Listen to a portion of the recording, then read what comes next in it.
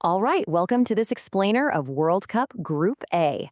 I am the Armchair Galáctico, and yes, I'm delivering this analysis from the absolute ultimate tactical vantage point, my living room couch. We're going to strip away all the romance today and just look at the cold, hard reality of the four teams poised to open the 2026 World Cup. So let's just dive right in. Look at this quote here. Group A carries a weight unlike literally any other group in this tournament, all because of June 11th. You've got the opening ceremony, the pageantry, 80,000 screaming fans inside the Estadio Azteca. The pressure on the host nation is, well, it's genuinely impossible to quantify. Although, to be perfectly honest with you, my biggest pressure today was just finding the TV remote between the sofa cushions, so, I kind of completely understand what these elite athletes are going through. But seriously, this is absolute high-stakes theater.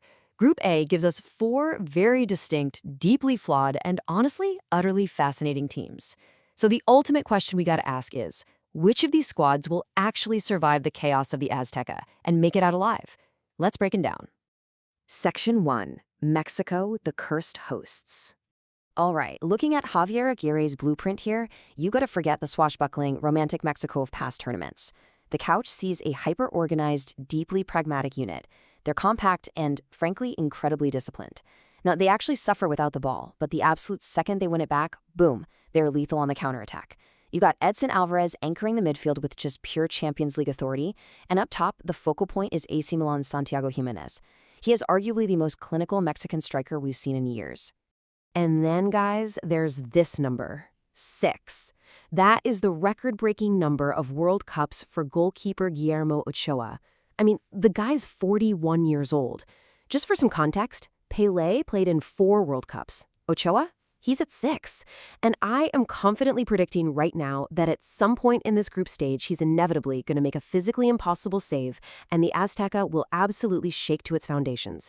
It's honestly the most underrated story of the entire tournament. But here comes the cynical teardown. Every team has a fatal flaw, right? And Mexico's is literally legendary, the quinto partido, the 5th game. 8 consecutive round of 16 exits. Actually, scratch that. It's 9 if you count 1986. They've hosted this tournament 3 times and have never reached a quarterfinal. This isn't just media hype, folks. This psychological barrier is an insurmountable structural reality for Mexican football. Sure, they've 80,000 roaring fans behind them, but the moment the stakes get too high, the couch knows exactly what happens. Will that energy lift them, or is it going to completely crush them? Moving on to Section 2, South Korea, Sun's farewell. So Hong Myung-bo has engineered a massive philosophical shift with this squad. They are totally ditching their historically cautious approach for pure direct aggression. They've got an elite defensive anchor in Bayern Munich's Kim Min-jae and Paris Saint-Germain's Lee Kong-in serving as the creative engine. But what really stands out is their collective work ethic. I mean, they press relentlessly, they transition with terrifying speed. Frankly, just watching them run around makes me exhausted. But for sure, they will not be outworked by anyone in this group.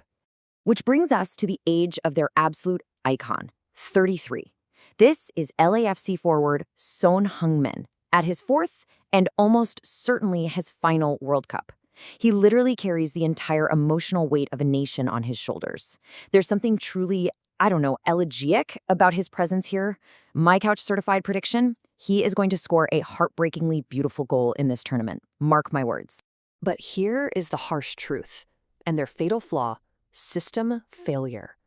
Their entire tactical game plan is completely built around Son Heung-min. What happens if he gets double-marked? Or what if he's just fatigued from a long MLS season?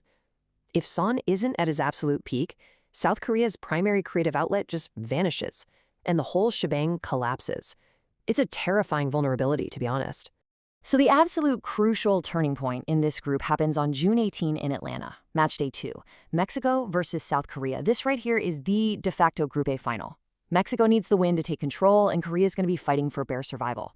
The individual battle, Santiago Jimenez operating against Kim Min-jae, man, that is going to be the most compelling tactical clash of the entire group stage.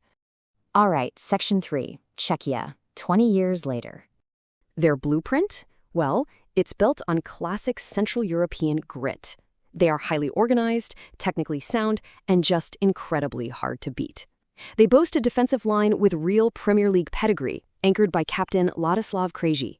In the middle, you have the absolute box-to-box engine Tomáš Souček, and up front, Patrick Schick, who, by the way, has an absurd 25 goals in 52 caps. It's unglamorous, sure, but it is highly effective. They're going to make every single opponent bleed for every single goal. But we really have to acknowledge this number, 20. That is the sheer number of years Czechia has been absent from the World Cup. I mean, they haven't been here since 2006. It is a monumental achievement for their program just to be back on this global stage. However, that 20-year absence, yeah, that's exactly their fatal flaw. Stage fright. They have zero modern World Cup experience. None. It's one thing to have a system built for European qualifying, but it's an entire universe entirely to step onto the pitch against Mexico in front of 80,000 deafening, completely hostile fans. Can this team withstand the raw chaos of the Azteca? I cynically question if their rigid system will just, melt under that specific kind of pressure. Finally, Section 4. South Africa, Domestic Pride. Hugo Bruce has basically worked a miracle here in his final coaching role. He's forged a team that relies entirely on domestic chemistry rather than big European superstars. The core comes straight from Mamelodi Sundowns and Orlando Pirates. They have impressive defensive resilience and these incredibly exciting pacey wingers like 21-year-old Relebohele Mofokeng. They really do play with pure collective spirit. And you really cannot talk about South Africa without talking about their captain, Ronwen Williams. Remember this number, 4. That is how many penalties he saved in a single AFCON shootout. 3 of them were back-to-back-to-back. The guy handles pressure with supreme composure, and I can assure you, Williams alone will make the saves necessary to spare this team from total humiliation. But let's be blunt for a second. Here's their fatal flaw, the quality gap. 19 of their 26 players compete in the domestic Premier Soccer League. Now, domestic pride is wonderful, it really is, but it does not close the technical chasm when you're stepping onto the pitch against hardened Champions League veterans. Their absolute ceiling in this group, I'd say it's a single honorable point. Section 5. The Galacticos' verdict. All right, let's pull up the final standings and see how this all shakes out. I'm confidently decreeing that Mexico tops the group with 7 points. South Korea squeaks by into second place on 4 points. Czechia matches them on points but finishes third, basically praying the math works out for a wildcard spot. And South Africa, unfortunately, loses all 3 games, going home empty-handed. But honestly, the nation's probably just going to be happy they showed up to the party. Which brings me to my final, truly devastating hot take. I've been watching Mexico at World Cups since 1986. And you know what?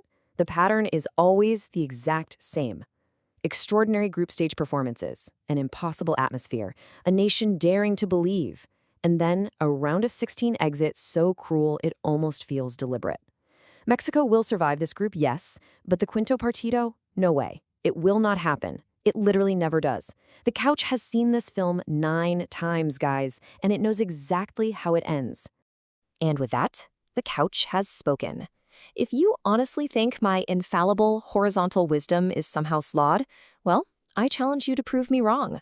Join my bracket league, the Intergalactico Challenge, over at bracketmachine.app using the code Z9U8XX. Set up your brackets, make your picks, and let's see if you can outpredict the Galactico. Are you going to bet on the curse, or are you foolish enough to believe in miracles? Until next time, keep your tactics sharp and your cushions comfortable.